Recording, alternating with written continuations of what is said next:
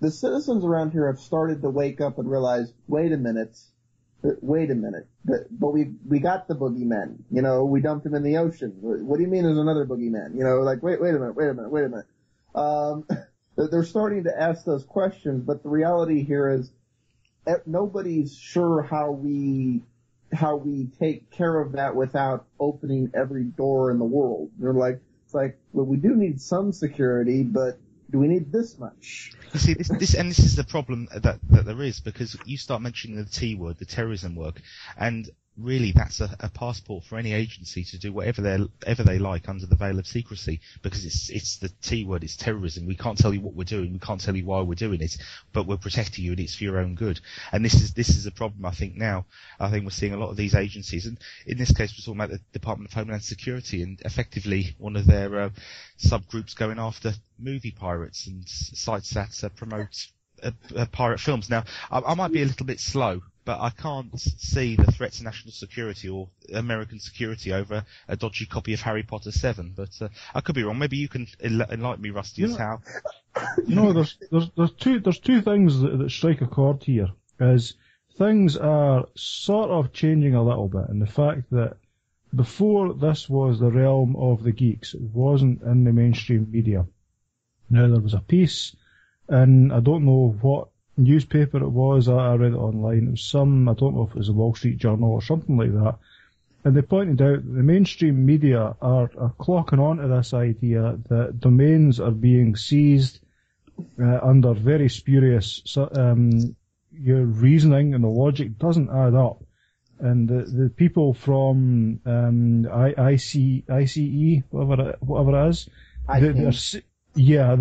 when they're being asked to justify their legal justification for seizing domains, they're caught wanting, and that's hitting the mainstream media now. Like, people are actually asking, look, how many? If you're going to set up a business, if America wants to be the hive of innovation that it claims to be, or the PR that it claims to be, why would anyone want to set up in America? I mean, if I'm setting up a company, why the hell would I want to get a domain name that's under the control of America?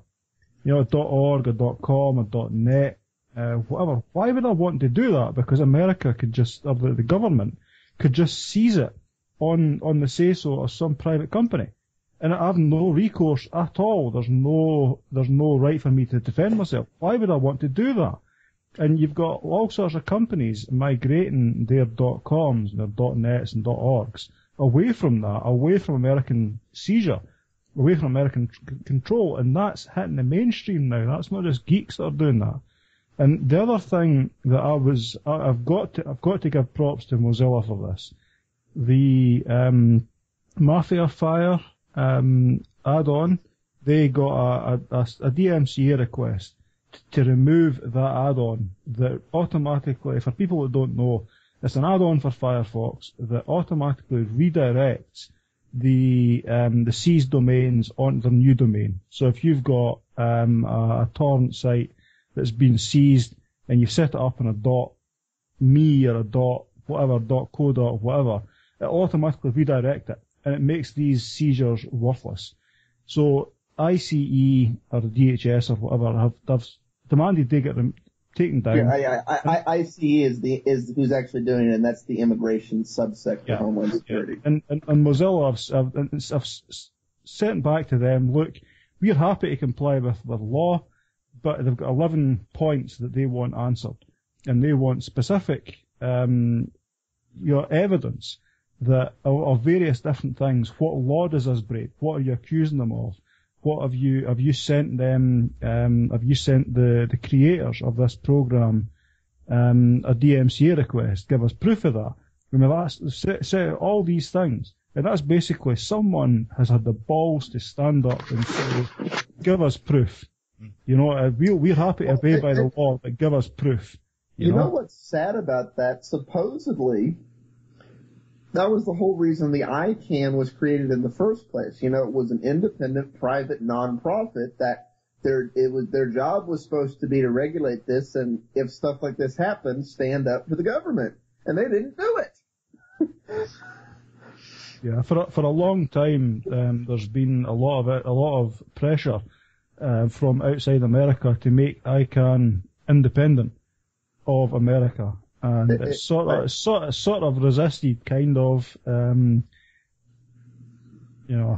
Honestly, it needs to be, but on that topic, whose jurisdiction do you put ICANN under? Because, in an ideal utopian world, it's a separate sovereign entity loyal to nobody.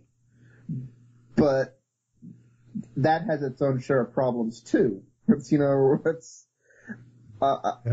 not ideal. I mean, that's an argument that I can understand as well. That it shouldn't be. Who, as you say, who is it sort of responsible to? And I can agree with that, but it shouldn't be within. I don't know, possibly the UN, but the UN don't have that great a track. Yeah, that's what I was going to say. I was going to say the UN, but I'm like, let's all be honest for a second. Y'all British, I'm American, do we really want to hand control over this to the UN? I'm just saying. Yeah, the UN don't have a great track record, to be totally honest. Roy, sorry, we've cut Roy out for a little bit there. Roy, have you got another topic you're going to bring up? Did you hear about what happens? Well, it's more like a Friday news, but I think people speak about it mostly today. That's Canonical losing quite a few of the key people.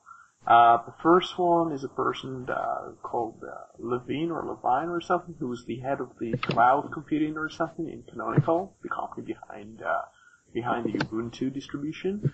But the main person is the CTO, the Chief Technical Officer of the company, who's basically apparently moving towards the Freedom Box, which is very relevant to the thing we've just spoken about, trying to spread freedom through the web by creating a bundle of software that's going to enable people to communicate without depending on something on a so-called cloud. So there are several issues here. The first one is, do the people leave because of technical decisions inside the Ubuntu community, things to do with Unity, for example? So that's one thing that people will argue is serving as a bit of a signal that the company is being rebelled against in some sense. That's what I see in blogs now. Lots of people who've used Ubuntu for a long time are not exactly happy to upgrade and end up with a different desktop altogether. The second thing is, because this person, whose name is Zimmerman, I believe, he's moving to the Freedom Box project, I believe. And he originally came from Debian. So I think he may have recognized that we do need to work on a solution of bringing freedom to people just by making a distribution of Linux, which perhaps even contains proprietary software, isn't sufficient as a goal. We really need to find we really need to go back into the notion of freedom, especially on the edge of the internet, and trying to understand how software is essential to the communication between people. And also in this case, you see Firefox Mozilla is actually standing up to the DHS. I think one of the reasons they can do that is because, unlike companies like Google and Microsoft, they don't have these back-end kind of interfaces to people's personal data.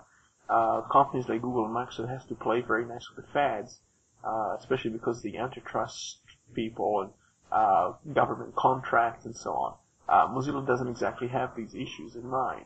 And they also don't provide access to users' data, as far as I can tell. Well, no, you bring up a really good point there, is because Google's historically, because they just have more money than God, when somebody picks on them on these issues, they just said, fine then, we'll meet you in court and spend a few $1 billion on it. Screw it, we have it. But like you're saying, Google's not in a position that they can really continue to do that on all the things they used to be able to, because they are desperately trying to avoid coming under federal regulation right now. So they're going to be having to make concessions they've never made before if they want to continue to be able to compete like they've done before. Yeah, well, one of the things that occurred to me, sort of on the last subject, was if I mean, the DHS and that were expecting anyone to just roll over and accept whatever they demanded. Now, if because Mozilla are standing up to them,